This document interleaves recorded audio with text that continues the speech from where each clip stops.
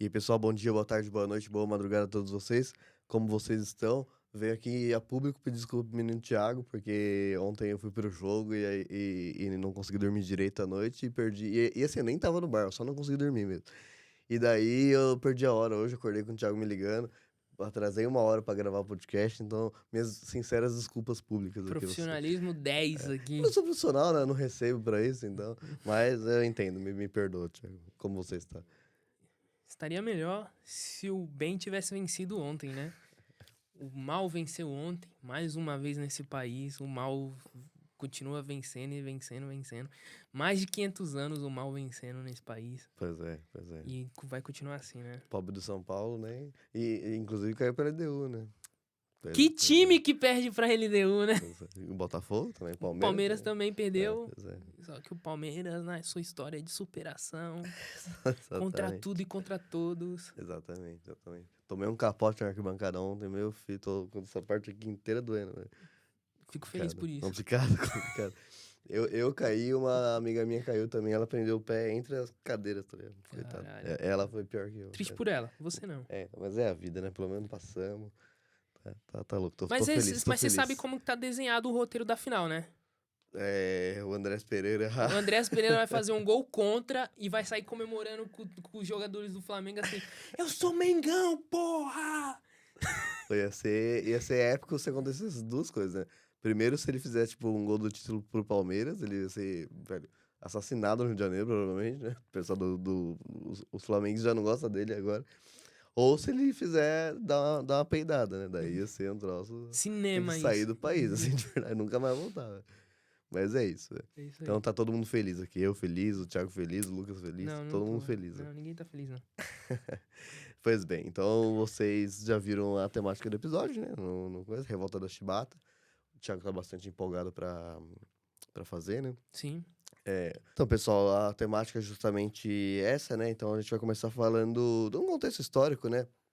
Um ponto que a gente sempre fala aqui em diversas temáticas que esse ponto específico encaixa, que é o caráter racista, né? Racial do Estado brasileiro. Obviamente, do período colonial é óbvio, mas a Primeira República Brasileira é profundamente racista também. E o Estado é racista, né? E é um pouco diferente de hoje em dia, porque hoje em dia o Estado possui uma roupagem que luta contra a escravidão, o racismo, luta contra preconceitos e tudo mais, mas tem instituições racistas, tipo polícia militar. Uhum. E daí as coisas vão andando em contradição ali, né? Uma elite que tá no poder racista, mas é uma contradição, as coisas avançam e tem um retrocesso e tudo mais. Na Primeira República era só racismo, né? Sim. No- Até porque quando você tem a abolição da escravidão, você não tem essa ruptura, né? Isso. Você tem uma lei ali que fala, agora a gente não tem mais escravizados. Só que a sociedade em si, ela não se moderniza a ponto de acabar com as estruturas que vinham já do período escravocrata. Uhum. Então, toda essa estrutura de entender que o negro é menor que o branco, Uhum. entender que o negro nasceu para o trabalho forçado, entender que o negro só pode fazer trabalho braçal, entender que o negro faz parte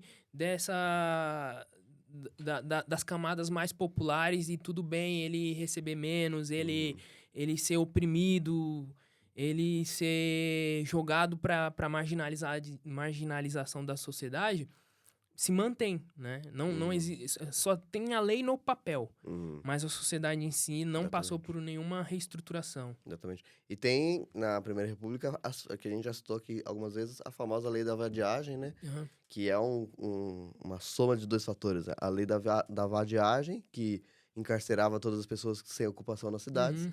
e a importação de imigrantes europeus para o trabalho, né? Então, o próprio Estado importa novos trabalhadores para cargos que têm uma massa enorme de trabalhadores disponíveis, Uhum. mas nega acesso a esses trabalhos à população negra, ao mesmo tempo coloca uma lei de, tipo, se você não tem trabalho, você vai preso. Sim. Então, obviamente que é uma nova roupagem de uma dominação racial, né? A Muito sociedade, evidente. o Estado brasileiro, né, tenta remontar a massa de trabalhadores, né? E falar assim, não, agora nossos trabalhadores são esses trabalhadores que vêm da Europa. Uhum. São esses trabalhadores brancos, e existe esse processo de embranquecimento da sociedade brasileira que não funcionou, né? A Uhum. gente sabe disso que não funcionou, Uhum. né? Os europeus vieram para cá, mas se mantiveram dentro das suas próprias colônias, né? Uhum. É só olhar para o sul do Brasil, onde a gente tem N festas para comemorar essa ancestralidade europeia e tudo mais. E até mesmo aqui em São Paulo, né? A gente tem bairros que são bairros predominantemente de descendentes de europeus, Uhum. que tem várias festas também para comemorar a sua descendência europeia. Uhum. E é esse processo de miscigenação para embranquecer a sociedade não ocorreu, né? Uhum. Ou é só você ver a nossa sociedade, boa parte da nossa população, a maior parte, né, são de negros e pardos. Uhum. Exatamente. E dentro desse estado da Primeira República, esse estado absolutamente racista, que não era exatamente um estado, né? Ele era um estado privado, né? Ele não tem uma característica de estado de fato, né? Isso aí vem. O Brasil forma um estado de verdade com Vargas, a partir de Vargas, e daí já num rompimento com a Primeira Até República, porque né? tinha a questão da política café com leite, que girava em Isso, torno isso, de São Paulo e Minas Gerais. isso. É tudo Então muito concentrado, né? era uma elite ali, a elite cafeeira e a elite dos laticínios, né, em Minas Gerais. Então, Uhum. essas elites que dominavam o Estado, né? Então, por isso que esse caráter privado também, né? Exatamente. A própria Guarda Nacional, ela servia para proteger latifúndio. Então, não Sim. é que, tipo, a Guarda Nacional, que era a roupagem da Polícia Militar da época, não é que essa Guarda Nacional protegia o cidadão na rua. Uhum. Não que hoje em dia proteja, mas não é que protegia, não é que tinha esse caráter. Ele tinha o caráter privado, ele é como se fosse as empresas de segurança privada hoje em dia. Era isso a Uhum. Guarda Nacional. E daí, dentro desse contexto, nós temos as Forças Armadas, né? E nas Forças Armadas, existia uma grande quantidade, assim como hoje em dia, existia uma grande quantidade de soldados, as patentes mais baixas, Uhum. composta por pessoas negras, né? Sim. E, porém, nas Forças Armadas, os castigos físicos se mantiveram, né? Se mantiveram mesmo depois da abolição da escravidão.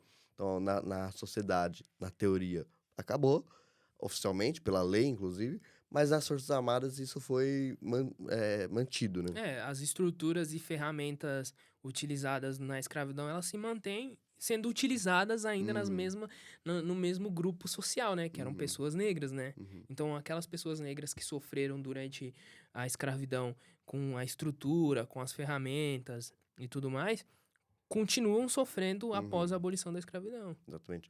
E a questão dos militares é o seguinte, assim, era comum que oficiais de alta patente brancos recrutassem pessoas negras para as patentes mais baixas, soldado, cabo e tudo mais. Ah, esse recrutar ali, ele pode ser, e isso de fato pode, né? Pode ser tanto voluntário quanto não. Então, existe exemplos de militares negros muito importantes da revolta da Chibata, que foram voluntários de fato, foram lá e se alistaram, foram convencidos sem violência, e tem casos de militares, evidentemente, que foram convencidos na porrada, né? Então, assim, Uhum, era uma prática das Forças Armadas da época recrutar, e esse recrutamento era feito sempre por soldados brancos, por altas patentes brancas, né? E muitas vezes violentas, né?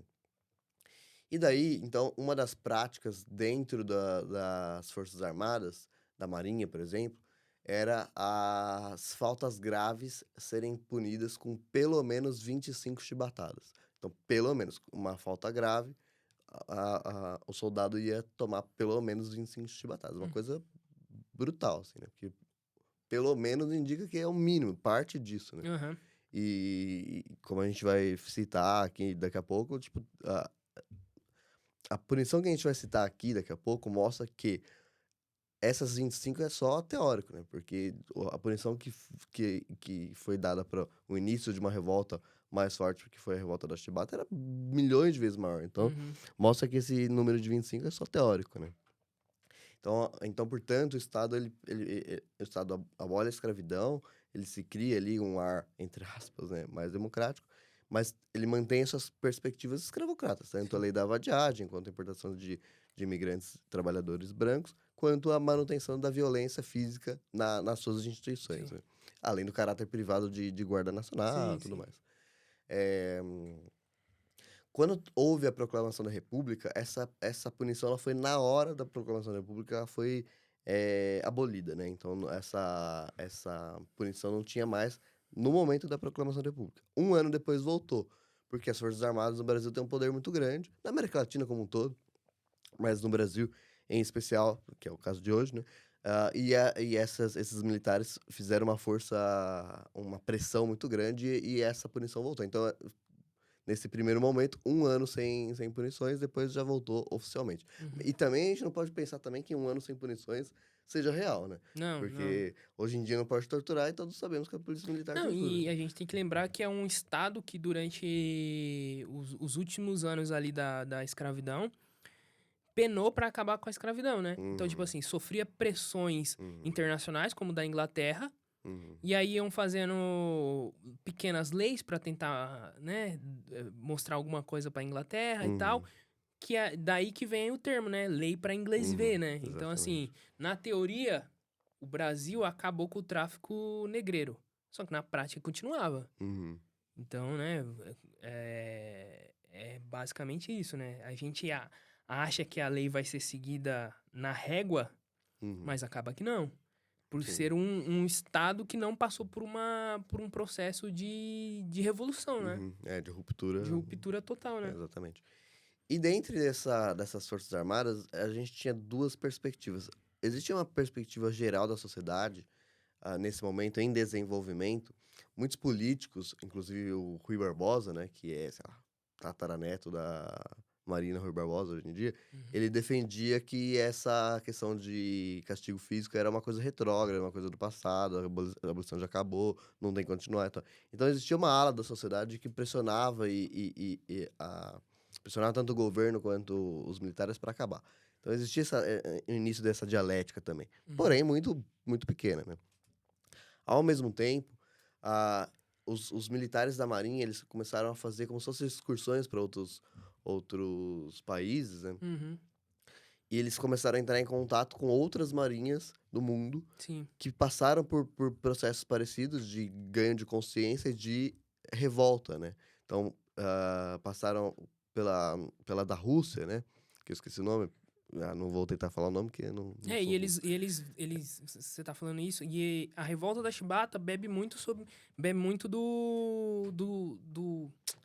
da revolta do encouraçado Poteki, né? Isso, esse é o nome. Encouraçado Poteki, pô, os marinheiros brasileiros vivenciam o Uhum, encouraçado Poteki, né? A uhum, revolução, quando os marinheiros russos se revoltam contra o czar, né? uhum, Então, esses processos de revolta e de ganho de consciência das Forças Armadas pelo mundo inteiro não se afasta do Brasil, né? uhum. As Forças Armadas no Brasil também. A gente tem o Júlio Prestes, né? Ali também. A gente vai ter vários momentos na história das Forças Armadas brasileiras, nesse período, que demonstram esse ganho de consciência, né? Porque era algo que estava ocorrendo no mundo inteiro, né? Uhum, exatamente. E o interessante, então, é o que há o desenvolvimento dessa consciência dentro das Forças Uhum. Armadas. E nas linhas mais baixas, né? Os soldados, os cabos, que eram quem sofreu de fato, né. Então, é um cenário bem efervescente ali, né? Ah, Júlio Prestes não. Carlos Prestes, pô. Carlos sim, pois é. E dentro disso, tem a figura do João Cândido, né? Que é Uhum. central Sim. nesse processo. Que ele fazia parte da Marinha desde os 14 anos. Ele se alistou voluntariamente em 1895, com 14 anos, portanto. E ele era um dos marujos que fazia parte desse desenvolvimento de Ah, consciência, e a né? gente também tem que lembrar que nessa sociedade onde o negro não foi inserido dentro do mercado de trabalho, as Forças Armadas acabam sendo um ponto de escape para você ganhar um Uhum. dinheiro, né? Sim, sim. E aconteceu até hoje em Então, dia, inclusive. João Cândido se candidata à Marinha aos 14 anos de idade. E é uma emancipação também, né? Pra ele ter um acesso sim, mínimo ao sim. E dinheiro, né? pensando que é um Ainda que período. violento. E pensando que era um período onde essa ideia de adolescência não existia. Então, Exatamente. assim, a partir do momento que você deixava de ser criança, você já virava um homem. Sim, exatamente. A ideia de adolescência é anos 60 Eu pra não sei se frente. É com muito Star jovem. Wars. É muito jovem Sim. essa ideia, né? Então, é muito importante isso, porque de fato é uma coisa que hoje em dia é muito Sim, naturalizada. sim. Temos um adolescente aqui, brincadeira, Uhum. brincadeira. Todo Trabalho episódio, infantil. todo episódio eu faço questão de encher o saco do Lucas, coitado. Daqui a pouco ele se revolta aqui. Mas essa ideia de adolescência é de fato muito, Sim, muito, muito nova e é uma coisa muito naturalizada. Então as pessoas sim. acham que sempre foi assim, né? Aham. E de fato minha mãe nasceu, então, tipo, tem a idade de que a adolescência é uma coisa naturalizada na sociedade, a idade que minha mãe tem, isso é uma coisa Sim, muito bizarra, assim. sim. O João Cândido esteve em contato com esses militares de outros países, vendo essa questão, e ao voltar para o Brasil, ele monta um comitê clandestino para organizar uma revolta em novembro de 1910. E esse comitê, ele monta ali com os seus, né, ao seu redor, mas espalha para Uhum. outras embarcações, né? Então, a ideia era fazer uma revolta bastante grande, aglutinando várias embarcações de fato, né? Então, era para novembro, para o fim de novembro de 1910. Inclusive, portanto, tá fazendo aniversário agora, né? No dia 16 de novembro, o marinheiro Marcelino Rodrigues Menezes foi preso por levar cachaça à embarcação e ferir um cabo. Uma vez bêbado, feriu o cabo, né? Como punição, tomou 250 chibatadas. Lembra que a gente falou aqui do Uhum. número de 25, número a partir de... Tomou 10 vezes o número do mínimo, né? Então é um número bastante... O 25 é teórico apenas, a Sim, realidade era muito mais dura, né? Não que 25 não seja duro, 25 já deve ser uma coisa, sim. pelo amor de Deus. Mas 250 é um número muito estrondoso, né? E dentre essas quais, essas 250 chibatadas, o marinheiro desmaiou durante a tortura. E ainda assim, os seus torturadores continuaram com as chibatadas, né? A violência da punição revoltou a população. E na noite seguinte, no dia 22 de novembro, ao chegarem na Baía de Guanabara, os marinheiros mataram 6 oficiais, os torturadores, né? E iniciaram um motim.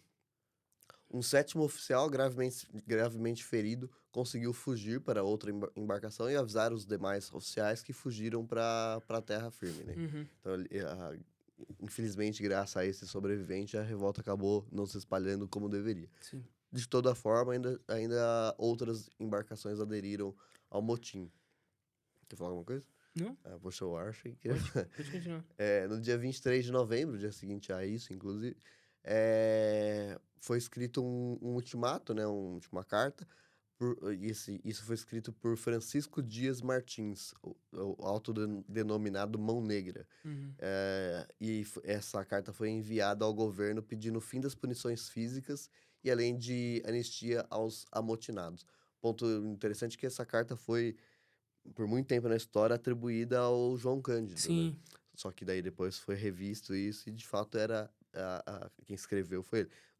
É um ponto importante porque a historiografia tradicional tem a tendência de criar heróis, né? sim. Dos E processos ainda mais históricos. e ainda mais na América Latina, né? Exatamente. Onde a gente tem muita presença do cristianismo, né? Uhum. E o cristianismo tem o cristianismo católico, né? Deusificação. O cristianismo católico tem essa questão da imagem, né? Uhum. De você ter a imagem dos santos, a Uhum. imagem de Cristo e tudo Uhum. mais. Então, essa ideia de você ter a imagem de quem fez algo, tá ligado? É Exatamente. muito presente no nosso imaginário. Exatamente. E o importante, portanto, de atribuir a carta a quem escreveu de fato e colocar o nome do Mão Negra, né? Pô, Mão Negra é um Especificamente. nome foda, né, Não é? velho? Não, um nome Caralho. espetacular, velho. Aura é demais, Aura. Esse nome de pirata, né? É. E daí, assim, a importância disso é que também desmistifica essa coisa de uma ação de uma só pessoa, né? Uhum. Tipo, não foi só o João Cândido, foi um processo Sim. de ganho de consciência de toda aquela população revoltosa. Sim, sim. Então, tinham vários líderes, e mesmo aqueles que não eram líderes tinham seus papéis importantes dentro Sim, do sim. processo, né? E por isso é importante tirar a mistificação de uma só pessoa, entender o processo, né? Sim, Então, o sim. Mão Negra é outra pessoa de extrema liderança desse processo.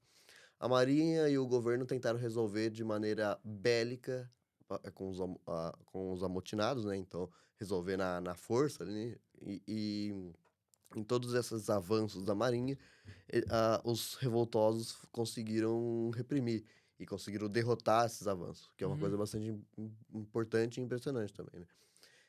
E mostrava que eles de fato estavam ali para tudo, inclusive para Sim, sim. morrer pela causa que estavam Sim, sim. defendendo, né? Isso demonstra também um caráter eh, de inteligência, né, Uhum, dos amotinados, porque você para pra pensar, ali você tinha pessoas de patentes mais baixas, né? uhum, Mas você percebe que existe uma estratégia militar. Então eles claro. estavam lidando com os altos cargos do exército e ganhando deles Uhum, com bastante esperteza militar. uhum. Eu tenho um preconceito meu que eu não tenho como defender esse preconceito. Hum, Então é um preconceito, né? Mas eu sempre achei que enfermeiro trabalha mais que médico, hospital. Sempre achei hum, que soldado trabalha mais do que coronel, etc. sim, Então eu sempre achei que quem trabalha, sabe, com o corpo mais uhum, nessas posições, sabe muito, sabe? Só não tem a sim, sim, patente, só não tem o é título e verdade, tal, aham. sabe? Então, tipo, enfermeiro não tem o título de médico, mas se eu tô morrendo aqui, eu prefiro enfermeiro pra me socorrer, sinceramente, sabe? É, Porque ele vai saber, sabe, abrir mas eu aqui, acho que é que o pressionar. médico ele tem a especialização Tem, mas então. num ponto, né, mano? Sim, é uma coisa específica, mas num momento sei lá, sabe, De. engasguei aqui, prefiro Ah, não, mas enfermeiro, é né? engasgar primeiro socorros, né, mano? Você Então você faz a consegue? manobra, faz aquela manobra que eu não sei o Você nome. consegue? Ah, eu acho que dá, né, pra fazer, né? É, qual é a manobra? Heimlich, isso aí. O Lucas O consegue. Lucas consegue. Só porque ele sabe pronunciar, né? É. Pois bem, mas é um preconceito meu, então Uhum. nada contra os médicos, né? Um pouco contra os médicos, mas não muito. Não. São um pouco elitistas os médicos. Pois bem, o governo e a Marinha, Um pouco, né? pois Depois a é, gente podia fazer um episódio sobre revolta da médicos, vacina, né? sim, podemos. Sobre falar mal de médicos É, aqui. vamos falar mal de médico. O médico tem que acabar. Pois é.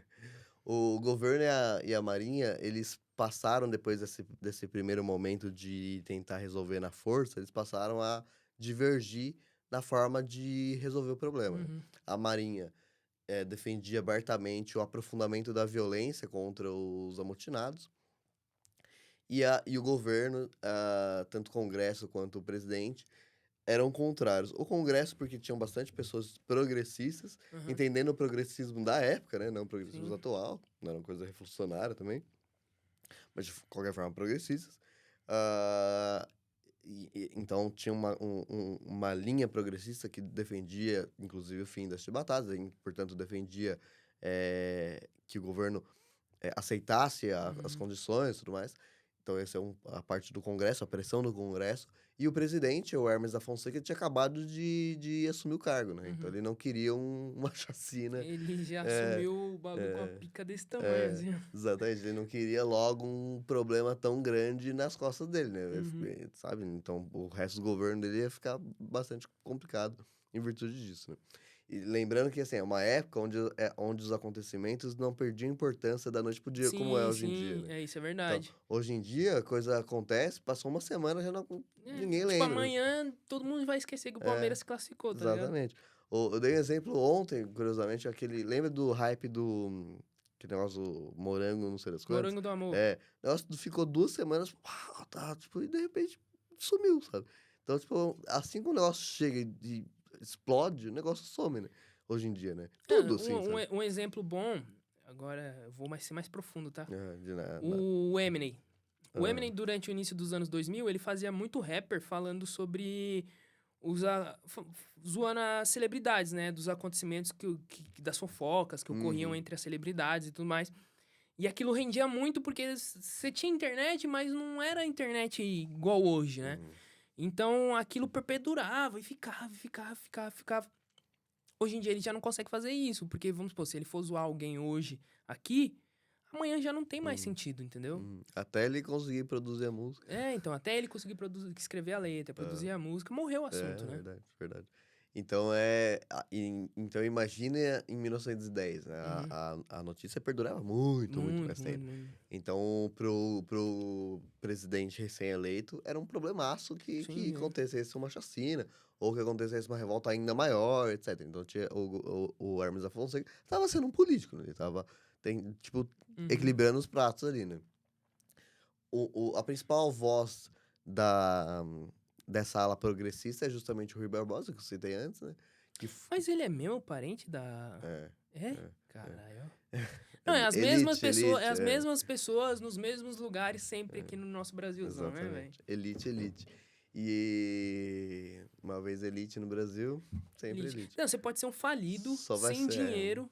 só vai deixar de ser elite quando tiver revolução. É, você pode ser um falido sem dinheiro, mas você ainda vai ter seu nome ali, né, Sim, velho? exatamente. Daí o dinheiro vem. É, o dinheiro vem, né? É. Então, ele era a principal voz do Congresso e ele foi derrotado por Hermes da Fonseca durante a eleição que a gente acabou de citar, né? Então, ele era uma figura bastante importante naquele momento ali, né? Uhum. E esse debate durou, portanto, entre três frentes, sendo o governo e Congresso meio que próximos ali e tal. Uhum. E uma outra ala, obviamente, sempre, mas a direita da direita Mata da todo direita marca mundo. todo mundo, são os militares. Isso não é de hoje, É. gurizada. No dia 26 de novembro de 1910, o presidente Hermes da Fonseca declara oficialmente o fim das punições físicas nas Forças Armadas no Brasil. E promete que os amotinados. Então, uma declaração oficial do presidente da República, prometendo, portanto, que os amotinados que se entregassem seriam anistiados. Então, Uhum. notem isso, é muito importante isso.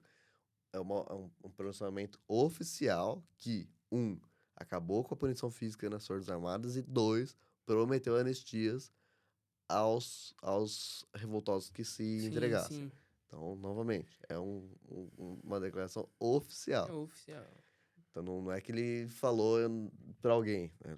É algo oficial. Teve documento É, escrito, blá, blá, blá, blá. exatamente. No dia 4 de dezembro de 1910, 4 de dezembro é aniversário da minha mãe, inclusive, só que um pouco antes, né, 1910, 4 marinheiros foram presos, sendo desses que outrora amotinados, né? Mesmo depois de serem anistiados. Com isso, os fuzileiros navais se revoltaram por conta dessa ilegalidade desse processo, né? Uhum. E cerca de 600, houve uma revolta de 600 revoltosos, de 600 militares de baixa patente, mas Sim. que se revoltaram em diversas frentes das Forças Armadas, né? Esses revoltosos foram duramente reprimidos e apenas 100 sobreviveram. Uhum. Então, o Estado foi lá e matou 500. Sim. Mesmo que eles estavam absolutamente errados, né?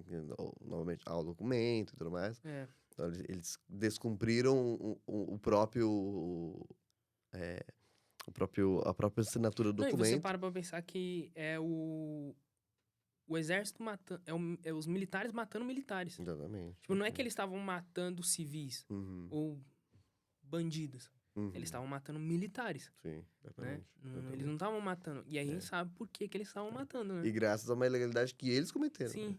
Sabe? Então, tipo, Porque assim, não é nem o ritmo, tipo, de você tem a estar abolição da defendendo a coisa. escravidão, teoricamente, esse tipo de conduta de, de punir com agressões teriam que acabar. Uhum, Só que continuaram. uhum, Então, eles estavam errados desde o começo. sim. E eles estavam errados assim, porque isso ainda é ideia. Eu Uhum. concordo, você concorda, todo mundo concorda. É ideia. O ponto da legalidade do presidente assinar o É, negócio, então. que é assim, tipo, a Força Armada tá descumprindo uma ordem legal, sabe? Sim. E daí há uma revolta e eles vão lá e assassinam 500 pessoas da Sim. revolta. Não, primeiro que eles prendem 4 pessoas que não podiam E prender, por porque isso tem a tem o revolta. documento falando que não é pra prender. Justamente. E aí depois tem a revolta e aí tem as mortes. Exatamente. Então é tudo ilegal. Todo o Merda em cima processo. de merda. Exatamente. E esses que sobreviveram, esses 100 que sobreviveram, foram detidos e foram encaminhados à fortaleza de São José. Destes 100, 18 foram recolhidos a uma cela numa rocha, deixadas a esmo. No texto eu usei para fazer o roteiro o texto da Fundação Getúlio Vargas, né? Sobre esse caso. E lá tá escrito rocha viva. Eu não sei bem o que é uma rocha viva, né? Uma cela construída numa rocha viva. Mas fica a informação pros Eu geólogos também não aqui, faço a mínima ideia também. pros geólogos que nos ouvem. Tem um amigo geólogo que ouve bastante podcast. Então, ó, Pedrinho, comenta aí o que é uma rocha viva, o que é uma cela numa rocha viva. E foram deixadas a esmo nessa cela, né? No dia seguinte, apenas desses 18, apenas 2 sobreviveram. João Cândido, que era uma das principais lideranças, né, do movimento, e outro marinheiro conhecido como Paulira. Dezenas de outros presos foram enviados a seringais na Amazônia. Muitos deles foram fuzilados no caminho entre Rio de Janeiro e Amazonas. E os que... Mas você sabe como eles morreram, sabe? Conte para o nosso Eles público. morreram porque é o seguinte. Você imagina Rio de Janeiro, dia 4 de dezembro. No calor do caralho. Calor do caralho. 100 pessoas numa cela. E além do mais, essas celas eram lavadas com água e cal. A água evaporava e o cal também, junto com a água. Vinha, tipo, o cal subia junto com a água. Inalaram o cal e morreram. 100 pessoas dentro de uma cela. Num calor... Aí você imagina, são 100... É o Rio de Janeiro, em dezembro. Um calor do caralho. Já é um calor do caralho. Só que 100 pessoas num espaço mais ou menos do tamanho dessa sala aqui. Exatamente. Impossível. Impossível. O calor duplica, triplica. Assim, mesmo sem a cal já seria... Já seria inumano já ficar seria ali, tá ligado? possível de pelo Seria menos rolar em já seria extremamente né? insalubre, já. Exatamente. Imagina com a cal, né? E daí, então, tem essas... apenas 2 sobreviventes. Tem uma grande parte enviada para a Amazônia, que também é um problema, porque estamos falando de uma viagem Rio de Janeiro, Amazônia, em 1910, né? E não é assim uma viagem espontânea, é uma viagem... Você vai parar lá no Grau. Tem parada no Grau lá. Exatamente. Tal. É uma viagem, Desce pra comer um obviamente, pão de queijo, tomar um café. pagando usa o R$50 no banheiro. pão de queijo. Não, daí é algo... E uma parte já é fuzilada no caminho, e outra parte que deve ter chego em condições Eu tenho uma bizarras. teoria, mudando de assunto, eu tenho uma teoria sobre o Graal. Fala, Posso falar minha teoria? Pode Que não tem falar. nada a ver com o episódio e tal. pode falar. Eu tenho a teoria que as pessoas que trabalham no Graal são pessoas que perderam o ônibus da viagem. E ficaram lá, né? Ficaram lá e trabalham lá, mano. Porque normalmente você não vê casa próxima, você não vê nada. É verdade. Aí eu acho que minha teoria é essa, tá ligado? Talvez eles trabalhem lá, de fato. Sim. Entendeu? E daí, um ponto importante que acho que deve ser levado em consideração, que no século XIX, isso aconteceu no século XX, mas é início do século XX, né? No século XIX, durante todo o século XIX, é uma série de revoltas no Brasil, Sim. em todo o Brasil. O que vai de desencontro com a história que eu aprendi na escola, que esse processo era pacífico, né? Pacífico Nunca cacete. foi. Então tem muita revolta, muita revolta Se o no Brasil. brasileiro hoje adora uma vingancinha, não foi de hoje que isso nasceu, né? Exatamente. E dentre essas revoltas, tem algumas revoltas organizadas pelas elites do Brasil. Como é o caso, por exemplo, no Rio Grande do Sul. A Guerra dos Farrapos, Sim. ela tem um caráter de o início dela, daí tem que aprender a separar as coisas. Quem organizou o início da revolta foram os latifundiários. Sim. E, portanto, ricos, bastante ricos. Não quer dizer que a revolta não tenha sido popular. A população do Rio Grande do Sul assumiu a bronca ali. E foi pra guerra e tudo mais. Foi uma guerra bastante duradoura e tudo mais. Então existe muito povo rio-grandense que foi pra guerra e lutou e morreu e tudo mais. Povo mesmo, trabalhador e tal. Camponês, etc. Né? Mas quem iniciou e os motivos pelos quais iniciaram foram das elites. Bento Gonçalves, por exemplo, uma cidade muito famosa pela produção de vinho e tal. Esse Bento Gonçalves era uma desses grandes latifundiários. No caso da punição que o Estado brasileiro fez aos revoltosos da Guerra dos Farrapos, os pobres foram presos e o Bento Gonçalves e os demais latifundiários foram anistiados. E ainda receberam terras. Então, assim, compensa pra eles. Canudos ainda também, a gente tem que lembrar de Exatamente. Canudos. Canudos foi uma revolta, né? Que não foi muito bem uma revolta, né? Os caras só queriam morar num lugar bom, tá ligado? E aí eles estavam procurando um lugar Exato. bom pra morar e muitas pessoas foram. Basicamente isso, né? Muitas pessoas foram pra lá e também tinha um terror messiânico, né? Do cristianismo e tudo mais. Foram pra lá, a República se opôs, né? O Estado se opôs a isso e houve várias tentativas de desmantelar Canudos, até que num momento as Forças Armadas conseguiram, né? Apesar de ter perdido muito, né? E aí tem, né? A matança geral e é isso. E por ser no Nordeste, né? Os caras Exatamente. passaram o rodo. Exatamente. E é uma matança absolutamente geral, né? Sim, sim. Exatamente. Então, essa comparação é importante fazer, porque, de fato, há uma discrepância gigante entre uma revolta popular e uma revolta das elites, né? Que seus líderes eram da elite, né? Exatamente, os líderes. Em São Paulo também, em 1930, né? Tem a Revolução em 1932, né? É, Tem a Revolução aqui em São Paulo, os pobres morreram e sim. são esquecidos. Os ricos têm nome, tem nome nas Nas ruas de ruas São aí, tem Paulo. estátua e tudo mais. Exatamente. Então, é algo que se repete na história do Brasil, Sim, século sim. XVIII, XIX, XX, não Sim, interessa. sim. Né? E sobre especificamente o João Cândido, ele foi preso, né, nesse processo e foi solto em 1911 e preso novamente logo em seguida. E ele foi levado ao hospital psiquiátrico como louco. Isso é um ponto muito importante também da história do Brasil, que os hospitais, e isso vale inclusive episódio aqui, os hospitais psiquiátricos são outra forma que o Estado tinha, e as elites também tinham, para encarcerar pessoas indesejadas, Sim. né?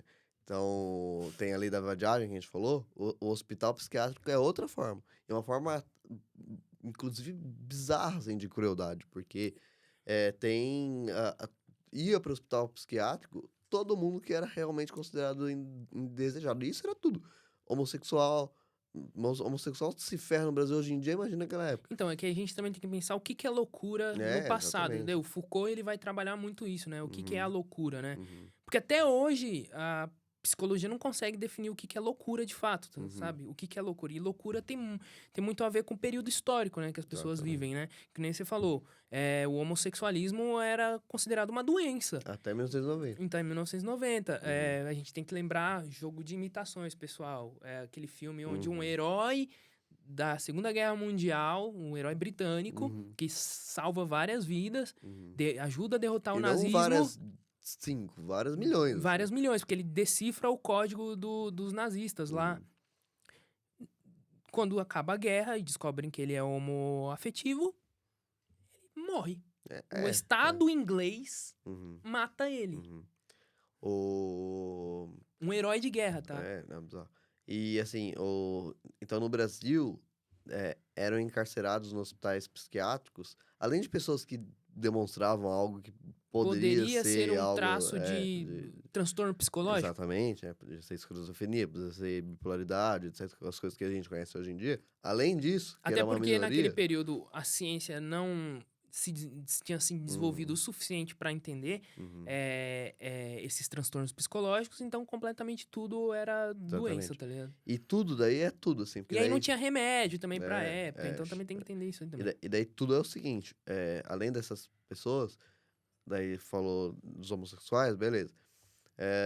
Obviamente negros, em massa. Mulheres negras que estavam sendo separadas dos seus filhos e entravam em completo estado de escândalo na rua, consideravam elas loucas. E mesmo mulheres brancas que ousavam sair Do status quo. do status quo, sair do papel de esposa do lar, tudo mais, sabe? Uma mulher branca que exprimia uma opinião, que saía de casa sem estar acompanhada do seu marido, Sim. que queria o divórcio. Mulheres assim, né? Eram jogadas ali também. Ou mulheres que engravidavam sem o marido, né? Então, normalmente mais pobres, portanto. E não só o Estado colocava elas lá, como a própria família colocava Sim. elas lá. Então, os hospitais psiquiátricos no Brasil é uma coisa, assim, bizarra, bizarra. Vou até deixar uma referência depois nas minhas dicas culturais aqui, que é um livro muito bom. O João Cândido, portanto, foi colocado ali, nesse hospital psiquiátrico em 1911, e foi solto em 1912. E passou a viver em frente ao porto e trabalhar como estivador e vendedor de peixes na Praça 11. Uhum. O João Cândido, também isso que eu vou falar agora mostra outro caráter racista da sociedade brasileira e do Estado brasileiro. O João Cândido, ele morreu em 1969, aos 89 anos de idade, na pobreza e especialmente esquecido, porque ele é um herói nacional. Sim. E em 1969 era possível já ter entendido isso, né? E não, ele estava completamente esquecido. Antes de falecer, ele conseguiu deixar o seu relato de vida, no Museu da Imagem e do Som do Rio de Janeiro. Uhum. Pois bem, então a temática é essa. Eu deixei também um ponto aqui de menções culturais. Uhum. Porque durante a produção do roteiro eu descobri algumas coisas. Primeiro que a Revolta da Chibata foi tema de uma música do João Bosco e do Aldir Blanc, chamada Mestre Sala dos Mares. E foi composta em formato de samba enredo, né? E também descobri uma outra coisa, conversando com um amigo meu, inclusive, sobre o episódio, que a bastante tradicional escola de samba aqui de São Paulo, a Camisa Verde e Branco, né? Que não tem absolutamente nada a ver com o Palmeiras, antes que já falem isso. Eu achava isso também quando eu era jovem, mas é só o nome da escola mesmo. Camisa Verde e Branco, no desfile de 2003, eles colocaram com a Revolta da Chibata como o tema, né? E daí, você tá com o roteiro aí, Thiago? Tô. Lê a música, lê a estrofe aí pra mim, por favor. Vamos lá, pessoal. Não é ilusão o que vocês verem. Não é ilusão o que... Não, peraí. Não é ilusão o que vocês verão. A Marinha tinha preconceitos e injustiças. E nos Pampas, minha infância foi trocada por batalhas imortais me revoltando. No navio Minas Gerais.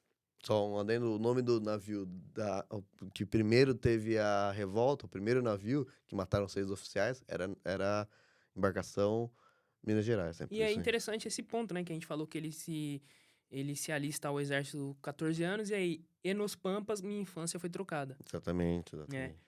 Na batida do tambor, o lamento se escondia. Laiá, laiá, bis. O lamento se escondia, laiá, laiá. Desculpa, pessoal. O ritmo não é a minha praia. O samba, né? E na chibata do senhor, o movimento de revolta se expandia. Assim, o tal cadete enganava. Não, o tal catete enganava. Eu tenho que trocar de óculos, mano. O mundo inteiro com a anistia aclama. Na Ilha das Cobras, a vingança foi voraz. Ignoravam a bandeira da paz e o sofrimento rumo à Amazônia, que é aquela parada de levaram, né? E eles ignoraram, tipo assim, acaba aí com as agressões e anistia a gente e a gente fica em paz. Uhum, Só que aí eles ignoraram isso. exatamente. Selava Prendeu, torturou e matou, É. galera. Selava e... É que o Estado brasileiro não dá ponto sem nó, né? Uhum, Sempre foi assim, né? exatamente. Selava destinos. Fim da vida ou escravidão. Glória ao nosso povo brasileiro. Meu sonho hoje é verdadeiro. Sou mestre Sala João Cândido Guerreiro. Fez bem, aplausos. Desculpa a leitura aí, pessoal. Eu pedi pro Thiago ler porque eu não leio muito bem, assim, eu fico com vergonha, não leio muito bem. E o outro ponto é que o Thiago é um grande carnavalesco. Ele é o cara que mais gosta de carnaval nessa cidade. Então eu sabia que ia render uma boa Valeu, leitura. obrigado, é isso aí. E é isso, é uma referência cultural que eu achei apropriada, né? Foi um samba bastante importante. Um amigo meu desfilou, inclusive, nesse ano. Só um último ponto que eu acho sempre bom explicar, assim, que eu acho que tem uma má leitura do senso comum, digamos assim, né? O que as pessoas entendem como Estado. As pessoas são levadas a entender pelo capitalismo, o capitalismo cria essa narrativa, que o Estado, ele é uma coisa, né? É igual o mercado é uma coisa, tem a mão invisível, As tem pessoas a acham que mão. o Estado é o Lula, É, é o... e que o É o prefeito Estado, da cidade, é e o... que o Estado faz as coisas sozinhos, né? É. quando na verdade o Estado representa uma classe. Sim, E sim. sempre, assim, não é Sempre que ele representou. representa uma classe e agora que a gente é contra o capitalismo. Eu sou contra o capitalismo, o Thiago também e tal, mas não é isso. No socialismo também representa uma classe. Que é a Em, classe em, em, popular em que assumiu o poder. Exatamente. Em Cuba, o Estado representa a classe popular para destruir a burguesia, ponto. Tá? Não tem romantismo. Não tem. Só que como a gente vive no capitalismo, esse Estado que não dá ponto sem nó, que o Thiago falou, é o Estado da elite. Então é a elite que não dá ponto sem nó. É a elite branca, absolutamente racista, como a gente viu no episódio aqui. Uhum. E como vocês veem na própria vida. Acabou de acontecer a chacina no Rio de Janeiro, inclusive. Essa elite branca controla o Estado desde sempre, né? Desde 1500. E é isso. Então isso é um ponto que eu acho bom sempre deixar claro, porque eu acho que existe esse senso comum das pessoas acharem que o Estado é uma coisa. Uma coisa à parte, né? Exatamente. Tipo, ele não atende nenhum interesse, né? E daí a ineficiência do Estado, porque o Estado, como sendo uma coisa ineficiente. É. E quando na verdade não, né? É extremamente eficiente. Vai ver Mas lá. não pra você e nem pra mim. Exatamente. Então, por isso que eu acho bom fazer esse como o Fábio fala, esse disclaimer. Isso aí. Então, agora a gente vai para as dicas culturais e o Thiago vai começar. Então, pessoal, tem 3 dicas culturais. São 3 filmes. O primeiro é um filme que eu fui assistir há pouco tempo atrás, do Paul Thomas Anderson. Tá aí no circuito de cinema aí, provavelmente vai concorrer ao Oscar. É um filme que trata sobre assuntos muito pertinentes no atual momento aí do mundo, né? Essa briga contra a imigração, né? Que a gente está vendo em vários países, não só nos Estados Unidos, mas Europa já vem muito tempo aí se discutindo imigração. Japão entrou nessa onda aí, um país que não consegue nascer ninguém e os caras estão brigando contra a imigração. E os Estados Unidos, e é um filme que vai tratar sobre essas questões, né? Sobre imigração, sobre a luta contra essa perseguição a imigrantes, né? Então, é um filme muito bom, não vou dar tanto spoiler porque não necessita, recomendo para vocês. O nome do filme é Uma Batalha Após a Outra. Outro filme que eu também vou indicar é um filme que não tem muito, tem a ver com o tema que a gente traz, mas também não tem a ver, que é o novo filme do Kleber Mendonça Filho, que é O Agente Secreto, com o Wagner Moura como protagonista, que é um filme também que vai remontar a história, né? Que nem nós fizemos nesse episódio. Que é um filme que vai se passar ali em 1977, e ele se passa em 3 períodos, né? Da nossa história. Que ele se passa ali num período próximo a 1977, em 1977, e no futuro um futuro que é o nosso presente, né? Então ele se passa nesses 3 períodos e ele fala sobre vários assuntos, né? Sobre ditadura militar, sobre a presença da iniciativa privada na ditadura militar, poucos filmes tocam sobre esse assunto. A própria historiografia começou a tratar esse assunto entendeu? muito recentemente. Muito recentemente. Porque a gente tem uma ideia de que era só o Estado, né? Mas quem é o Estado? Entendeu? A gente tem que lembrar. E era só os militares, E a gente tem que. o militar mal. Um ponto interessante que a gente não. Pouco se toca. Aqui em São Paulo, os militares usavam carros da Folha de São Paulo para ir atrás dos supostos comunistas, né? Então, a iniciativa privada estava ganhando dinheiro por trás da ditadura militar. Inclusive, a iniciativa privada dava mesadas para os torturadores. Sim, sim.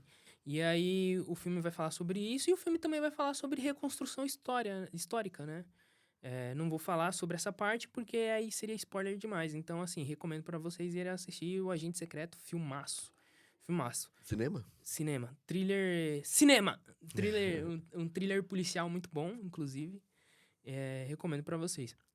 E a última indicação foi que o Lucas lembrou aqui agora há pouco. É o filme chamado Bicho de Sete Cabeças, já que a gente falou sobre as prisões manicomiais aqui no Brasil.